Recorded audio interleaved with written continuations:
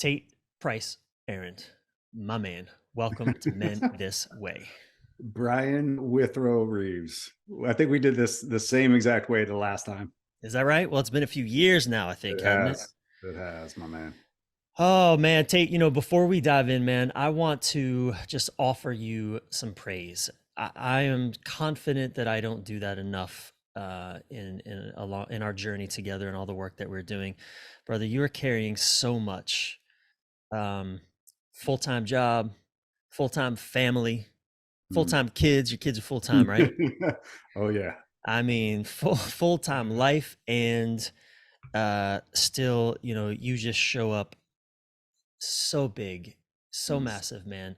And not just for me and for our, the business we're creating together, but for all of the men that Mm. show up and have said yes to working with us over the last 2 years since we've started Yeah. this venture together. I mean, Yeah. we're coming up on 50 men going through our programs, and you've had conversations with over 200 men. I mean, brother, you show up big for everybody, man. I don't know how you do it. I'm tired and I don't have the kids. I ain't got the other job. So, dude, I Yeah. just want you to know, and I know I don't say this enough offline. I don't know why it's easier for me to do it in this context. It's part of Mm. my intimacy issues, I suppose. My avoidant nature. Yeah. Um, but brother, you are carrying so much, man. So I just want Yeah. to publicly speak that out loud. I appreciate it, man.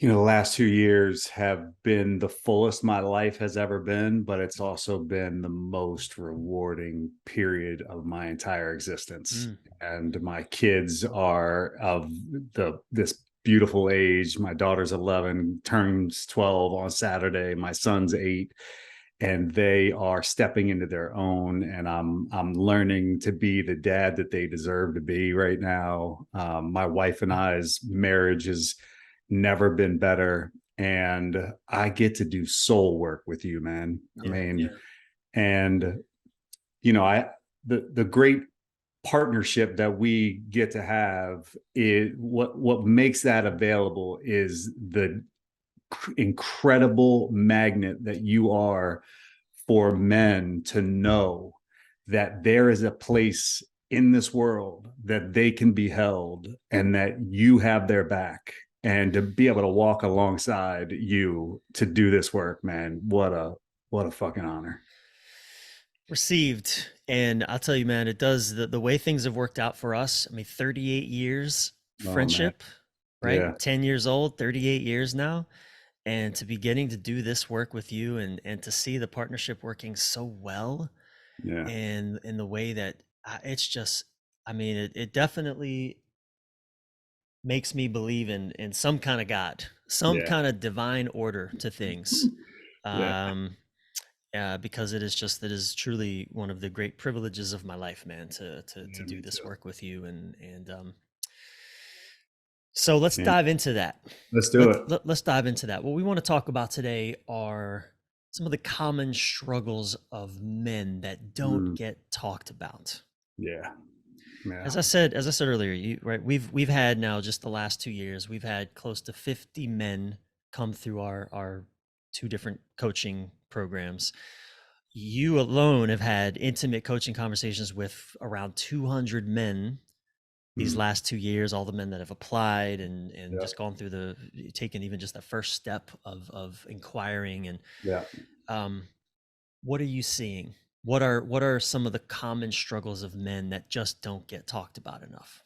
Yeah, when we started this work, we had some ideas, and now we have some real information to let us know. And I think at the top of the list for me, one of the things I really notice is that most men, maybe it's most men in general, it's certainly most of the men that we are in deep conversations with, feel like they are on the hamster wheel of life, Mm. that they have been putting everything that they have in their existence to have the success that they've been hoping to have, and that they end up getting the house, the car, the boat, the job, the company, the everything that they thought that they wanted and needed in order to have fulfillment, only to find that it's coming up short.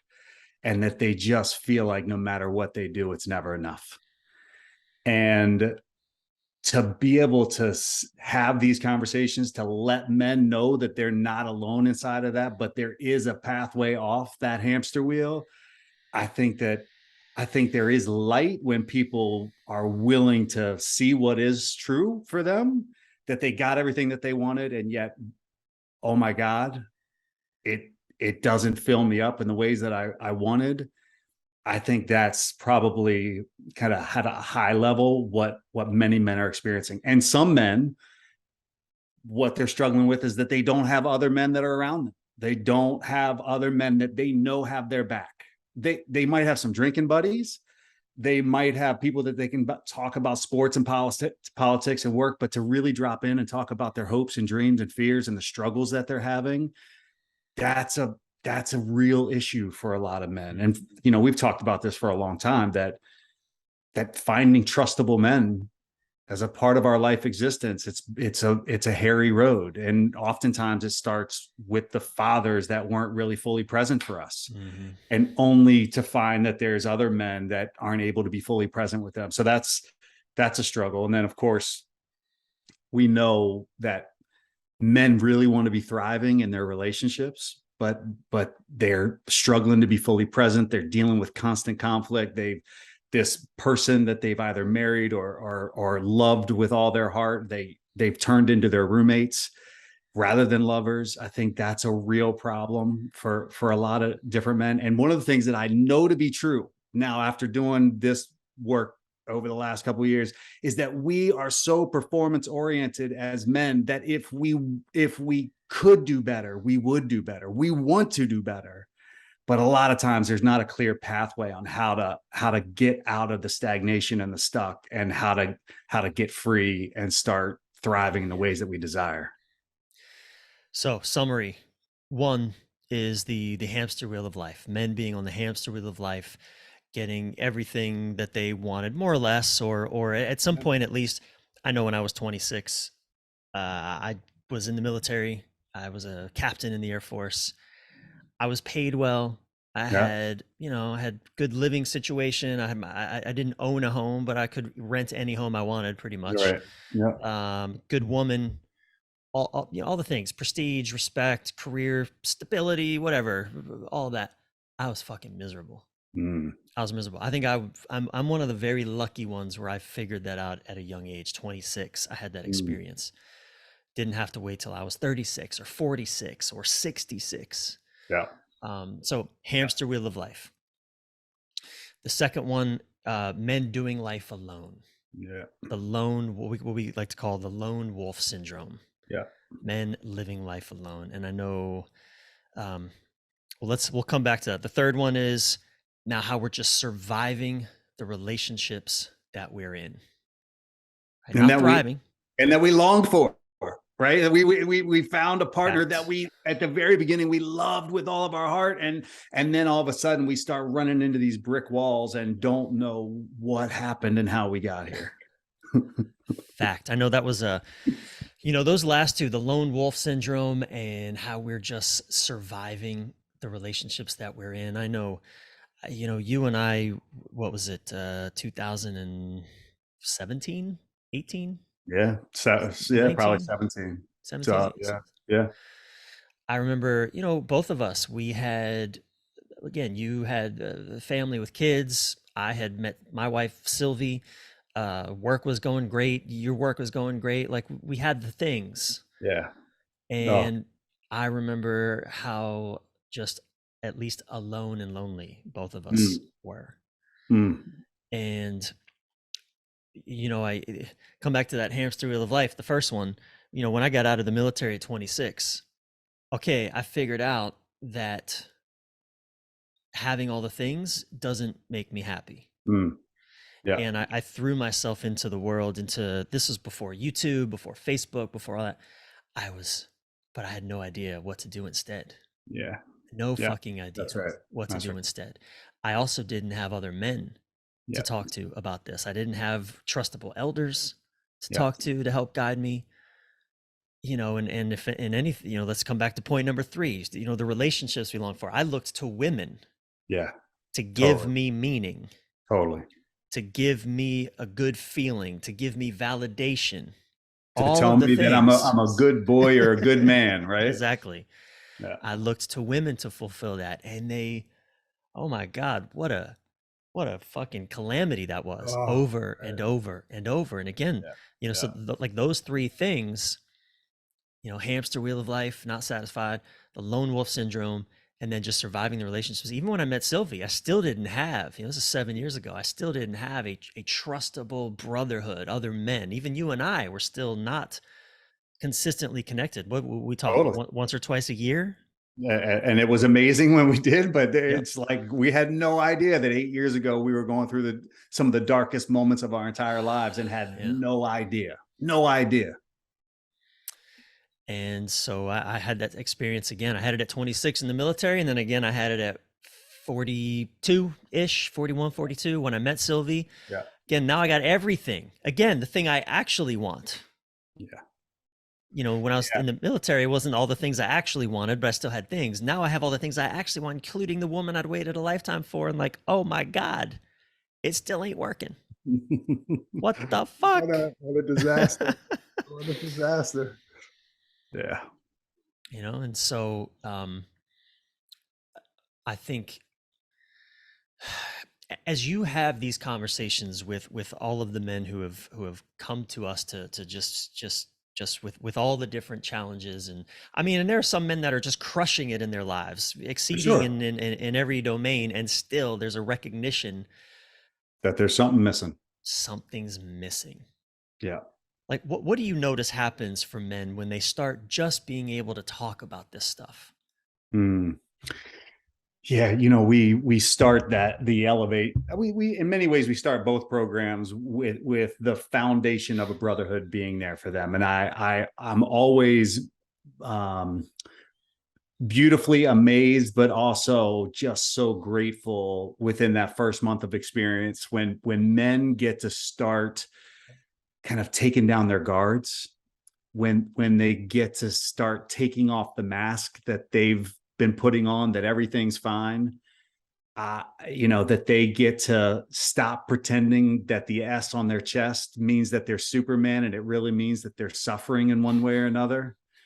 And that they really get to start being confronted with this past that they've had with other men, where there's criticism and cynicism and distrust, and start to see men really start showing up for them, and how amazed they are about what a hole that fills in and of itself. Just having we talk about this term accountability, and I used to hate that term because it used to mean that I was going to get, disciplined for the ways I was falling Right. short, Right. right? Yeah.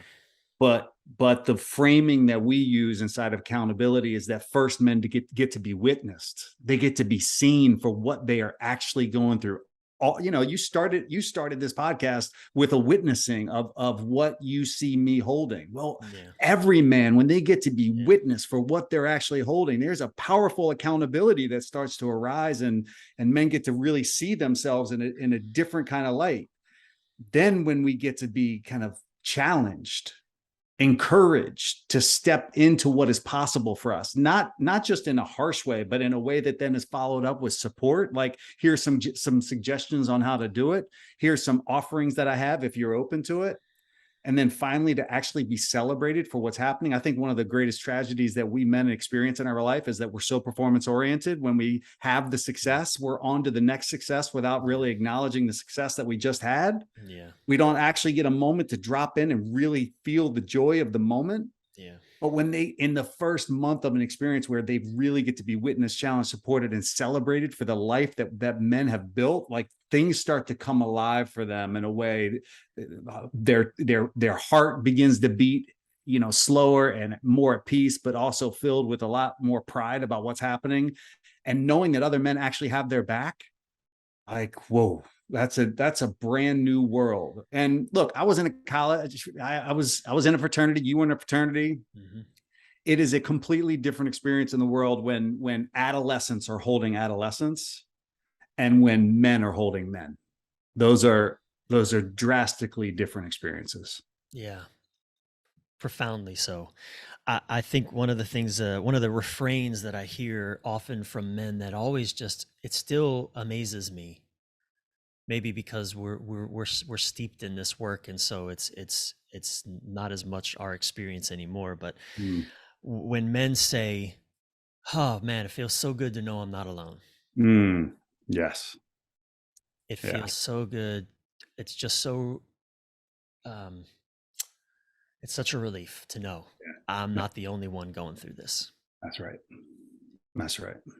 I think, hearing those words from even what we might objectively call wildly successful men, or at least they're Right. successful in the ways our culture That's can right. measure and Yeah. see tangibly.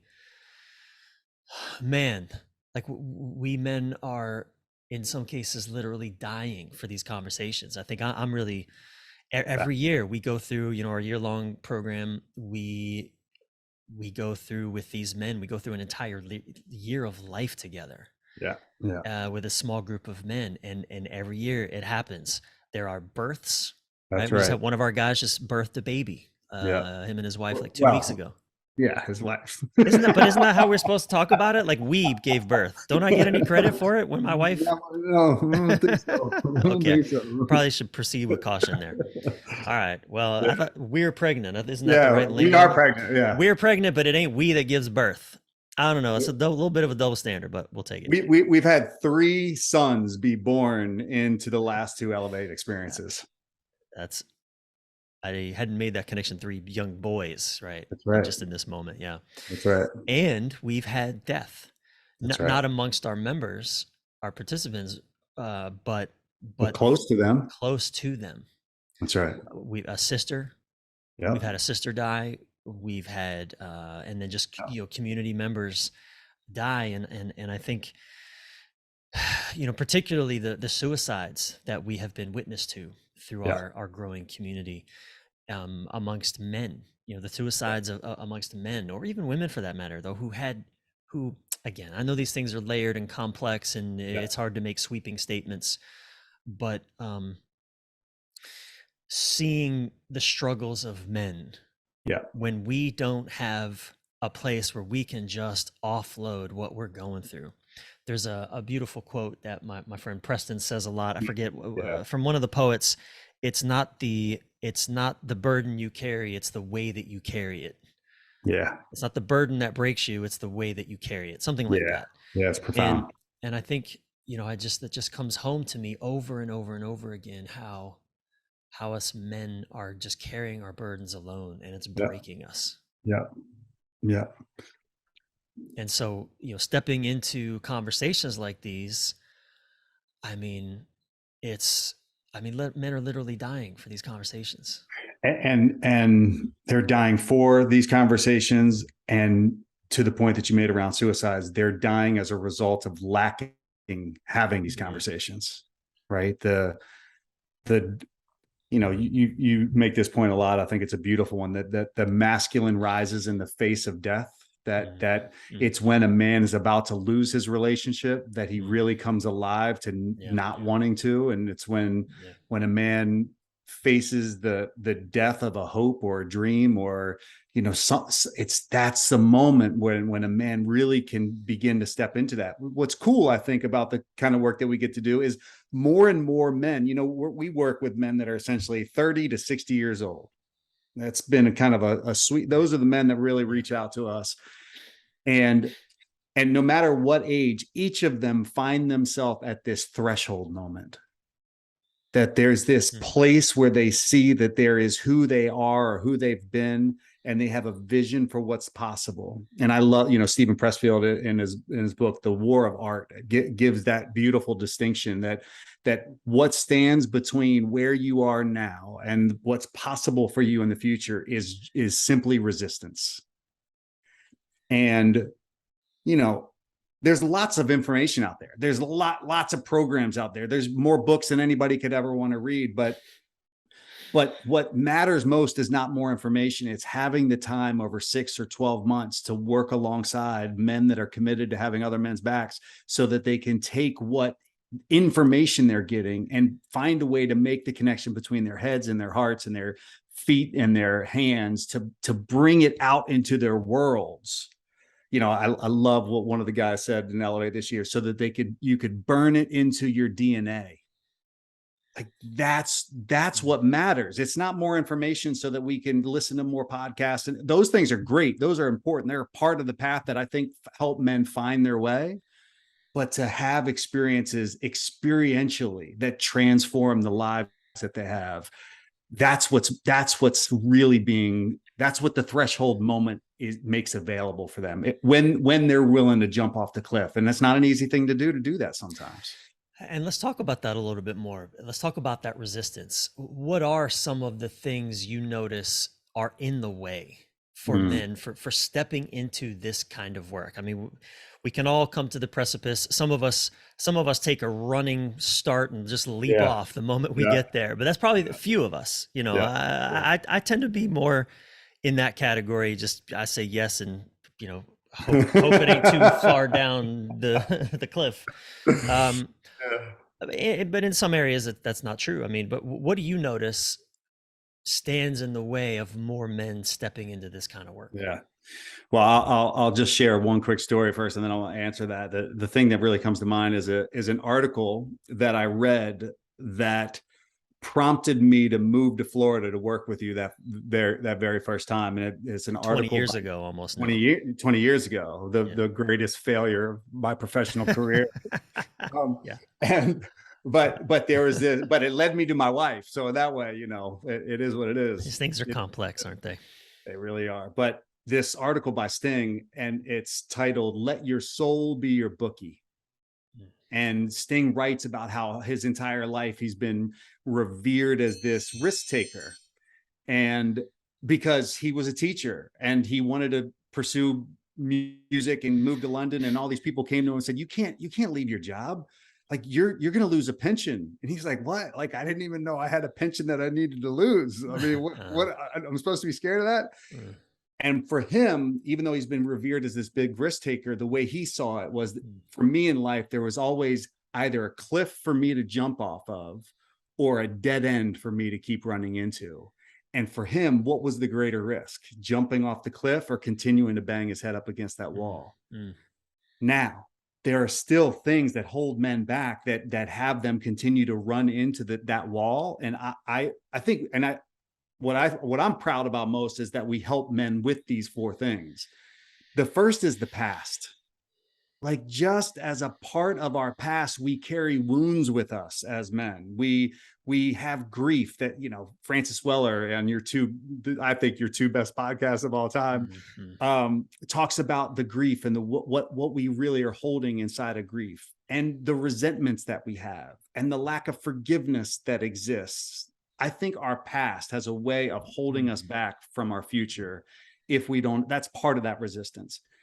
I think our mindset, the way that we're thinking about things as men, can really hold us back. I always love, the quote around the National Science Foundation finding that we got 50,000 thoughts or more.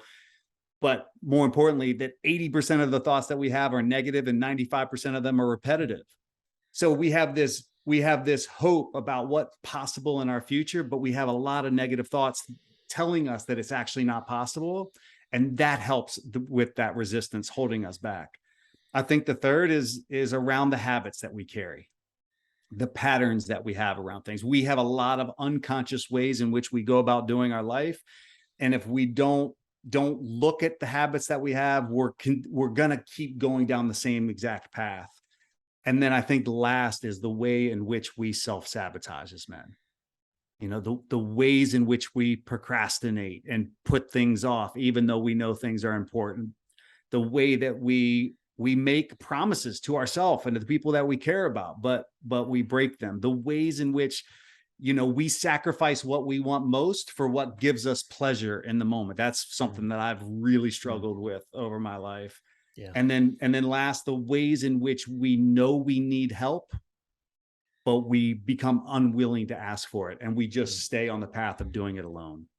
So I think that those are the things that Mm. really hold us back the most. Summarize And that again. the past, Yep. the mindsets that we have, Yep. the habits that don't lead us in the right direction, and the ways in which we self-sabotage. Yeah. Yeah. That's profound, man. Yeah, that's really profound. And And knowledge makes no difference.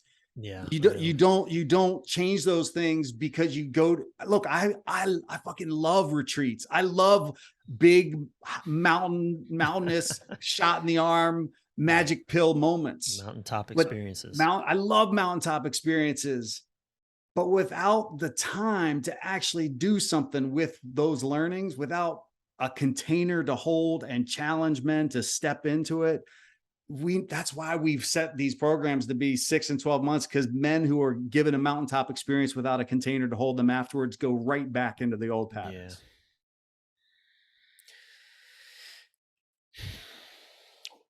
One of the things that I know that I see that happens in these in men's work in a well held container of men doing deep work together in a safe, trustable, Yeah, challenging, sure.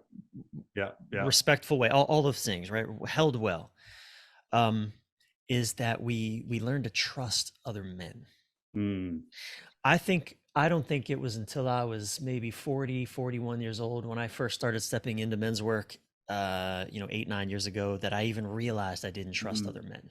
yeah, yeah, That was mind blowing to me, yeah. to be confronted with how little I trusted other men. Mm, And that's one of the most beautiful things I think about doing this kind of work, is seeing men start to, I mean, the guards come down. I mean, we had a man this at our retreat this past summer who, again, yeah. I'll keep the details private, but there was a medical condition that he'd been dealing with for his whole life that he had essentially never let anybody see. Oh, you give me chills, man. I know. And for him to not just let us see it, but for him to then step into fucking celebrating it, Mm, like being in his power, in that, in yeah, his, what had been true for him for years, that he had been hiding for years. yeah, yeah, Holy shit, that was just one of my favorite yeah, moments, yeah, to see him just come alive in his power, yeah. and claiming what he had been hiding for so long. Was, uh, what do you think are some of the benefits, and, like, why does that matter? Mm, Why do you think us men learning to trust other men matters? mm. That's a deep question. I, I, I I guess how I would answer that is when a man no longer believes that he's doing life alone, that other men literally have their back, that they will show up, that they'll speak up, that they'll be there for them. I think that gives men power in Mm, ways that they've never experienced, and yeah, it fuels them into making an impact in all of the other areas of their life that matter, stepping into the relationship that they really need to be stepping into, wanting to stepping into, stepping into the purpose of their life so that they can be who they want to be. They can create what they want to create. They can serve the people that they want to serve, so that they can step in to be the fathers that they really want to be, because they've got other men as now new examples of how they can parent differently,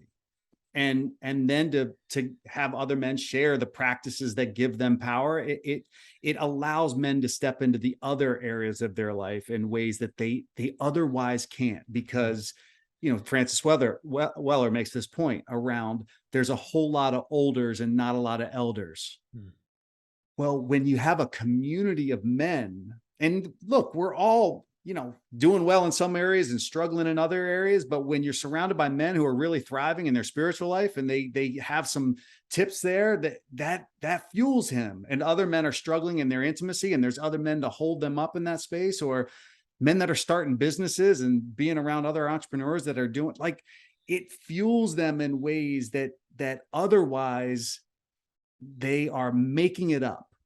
they're pretending like they know how to do it and hoping that it works out rather than actually having trustable men around them to actually walk the path with them and show them what they know along the way.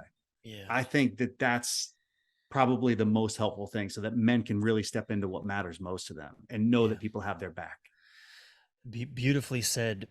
I notice another really important benefit for me of learning to trust other men is before I was able to experience that and cultivate that, I had nowhere to go with my secrets. I had nowhere to go with my pain, with my whatever my stuff was, and I would inevitably expect Mm, my woman to be yeah. able to carry that for me. Yeah. Or and there's I've look, my wife is extraordinary.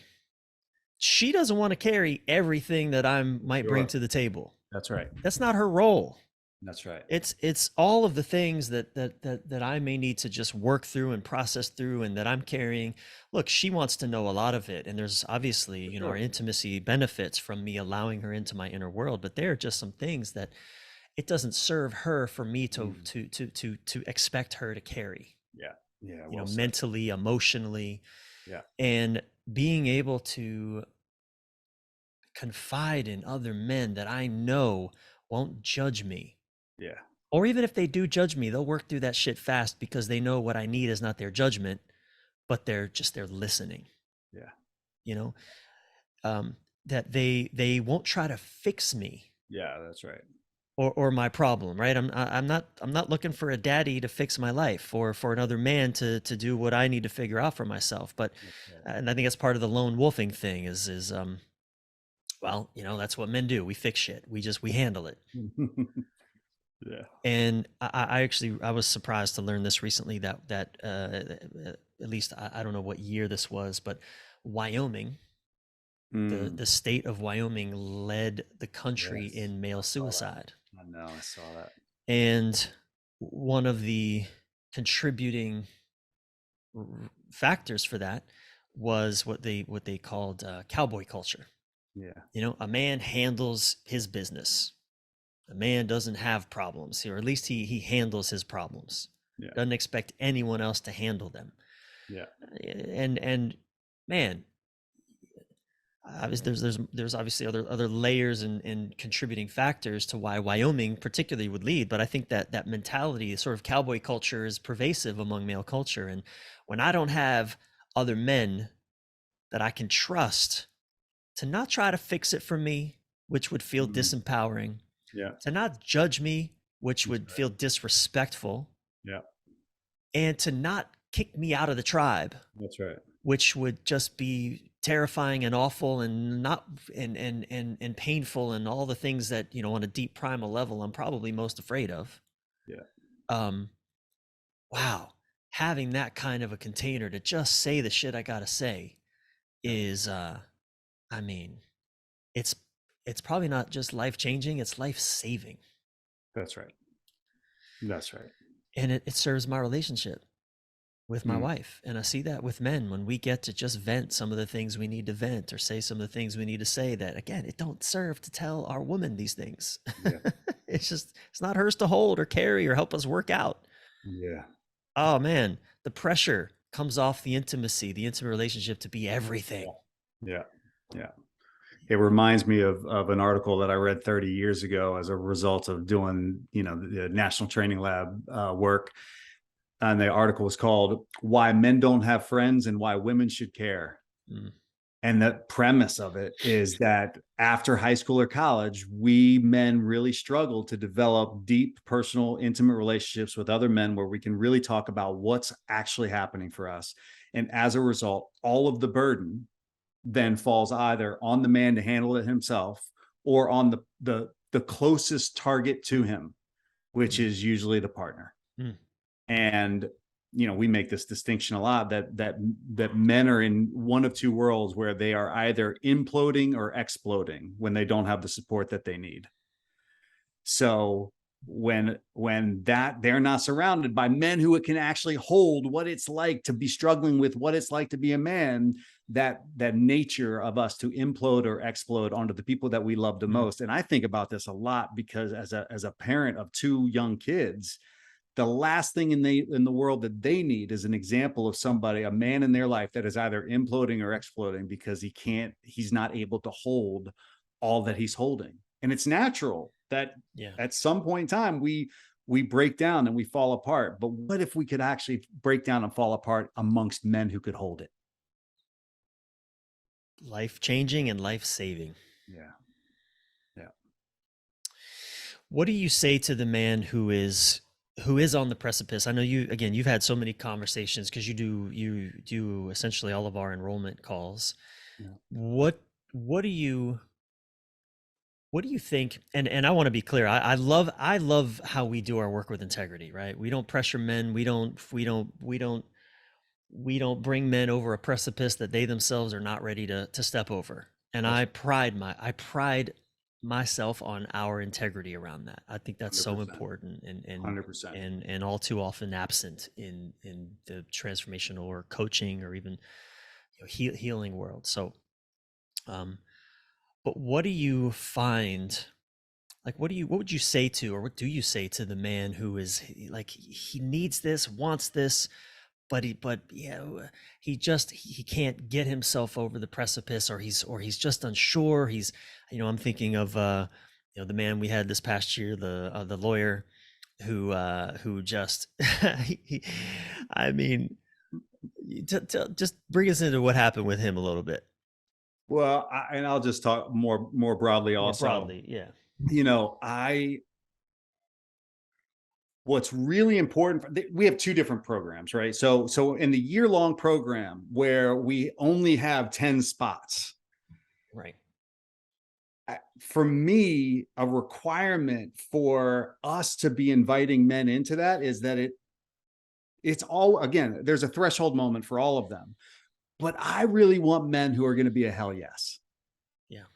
who are really ready to spend the next year in an epic adventure where they have a whole lot of uncertainty. They have no idea really what's going to happen and whether or not what's going to happen inside of that, and whether or not the things that they were wanting to create over the next year are going to happen. But we need men that are really willing to jump off the cliff with us in that world. And for a man who's just not ready, this is why we don't pressure anybody. It's okay.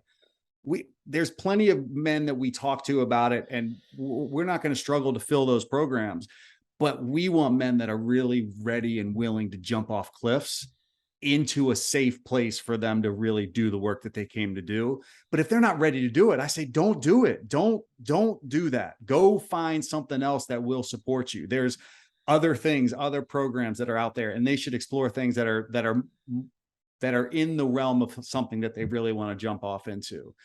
But in the example that you were given, of the lawyer, there is fear. There is a precipice moment where you have to really say, am I really committed to living differently? And usually when people talk about things being a challenge from a money or time standpoint, that's not usually what the problem is. That's not Yeah. usually what it's part of the stories that men hold up about Yeah. what's holding them back. But that's a moment in time where they get to decide, am I really going to make this happen? Yeah. And there's different levels of places for people to come into. So for the guy who is ready to have his life come alive, as long as you trust the people that you're gonna say yes to, then I say take the lead. And not us, but trust the people and believe that they have your back and are committed to helping you be successful. What other opportunities do we have to continue to try to do it our own? I say that that's the long road. I Yeah. say that that's the road where, yes, you can go listen to more podcasts, you can go piecemeal this thing together, or you can walk a path that's been walked before that works, so that you can take a short path through the challenges and struggles and hopes and dreams that you have in front of you. Beautifully said. And I think that's again, trust. Yeah. I think that's one of the challenges that comes up. I think men, we tend to be a cynical Cynical. lot. I'm right there, and I'm right there talking about myself. My wife tells me that I'm all the time. You're so cynical. I was like, yeah, yeah. You're so Yeah, well, trusting. I don't want to be taken advantage of. I That's don't want to be exactly fucked right. over. I don't all those That's things, right. right? Resources are precious. Exactly right. Losing them has great consequences, et cetera, et cetera. And so I think that is a key is a key resistance potentially, right? And Yeah, so I do think that, you know, if you sense something is off with the people you're wanting to step into that's a right. container with, don't step into that container. Absolutely not. There are other containers. Absolutely. And the reason I love the story of our beloved lawyer is because he disappeared, like he ran for a little while, and then but he came back and he That's came right. in and That's right. he said it Oh, multiple times is the best thing he's ever done for himself. and to his credit, he has been all in. That's right, a fact. Once Yeah, he that's right. jumped and has been all in. Yeah, And when men, we talk about this as a part of our program that the two hardest things for men to do in life are to show up and to speak up. We have we have such a tendency to show up and then stop showing up. Show up at work and stop showing up. Show up in our home and our relationship and stop showing up as a parent and then stop showing up. But when we can make the shift to show up and stay showing up, then people in our life can actually begin to trust us. They can really begin to know that we're not going anywhere. yeah, And then for us to be able to start speaking up for what actually matters to us, what our needs and desires are, what we really are hoping to accomplish and experience as a part of our life. Because most men, they are showing up sometimes and they're rarely saying what really matters most to them. Well, take a look at that first and begin to figure out what are the places that you can start to show up more and speak up more so that you can actually experience the fullness of the life that you're here to live. yeah. All right, man. So a man's listening. He's curious. He's intrigued. He's like, okay, I'm ready to take the next step. I'm ready to step over at least the next line. Yeah. What is that? I mean, in our world, what that looks like is going to your website, bryanreeves.com, and they can either go /elevate, which is for our year-long program, or /EYR, which is for elevate your relationship, the two programs that we have. That's what that looks like. And we're going to reach out to them and we're going to have a powerful conversation about what they want to be experiencing either in their intimate world or in their lives that they have. And we'll have a conversation about whether or not we're able to support them and whether or not they are interested in the kind of support that we offer. And at the end of that experience, our commitment is that they're going to have an experience that has been meaningful to them, whether or not they decide to take the next step with us or something else in their pathway. We want it to be a powerful experience for them in and of itself. And then we can explore about what it might look like to work together over the next 6 to Yeah, 12 months. it's I'm just sort of I get into podcast. I mean, I asked you a question. I know the answer of. I'm laughing at myself right now because I It's asked your website. you. It's my fucking website, but I'm in podcast interviewer mode, and that's what you do. Yeah. But I think it is. I do think it's meaningful for men to know that to work with me, to work with us, the next step is to have a conversation with Tate.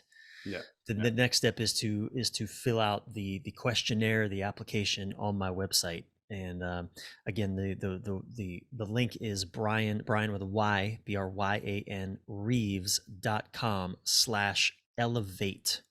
BryanReeves.com/elevate. For now, go there. Yeah. I don't think Yeah. the other link isn't quite, BryanReeves.com/EYR, which stands for Elevate Your Relationship. We actually don't, that might just link right now to a Questionnaire. That's a questionnaire. just a questionnaire. So Yeah. That's right. and that That's does right. link to that, doesn't it It already? does. It Okay, does. perfect. So that's more for our specifically relationship oriented program, the /EYR link.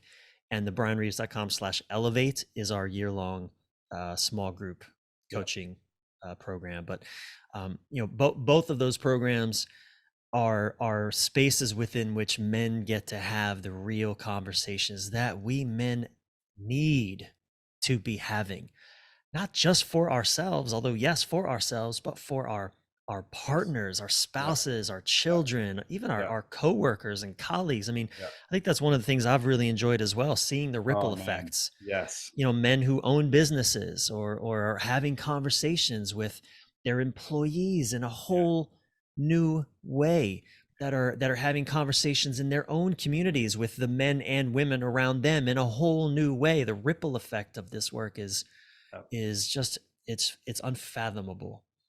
And It's actually for men the real reason why they should do the work. mm, Not for them. It's for the people that they care about most in their life, that they're trying to make sure that their life matters for. yeah, That's why yeah. you should jump into this kind of work, because yes, your life will be improved, yes, your life will be impacted, yes, your life will be elevated, but it matters more whether or not you're a part of elevating the lives of the people that matter most to you. If you're up for that game, we're all in with you. 100%. Tate, my brother, You're the man.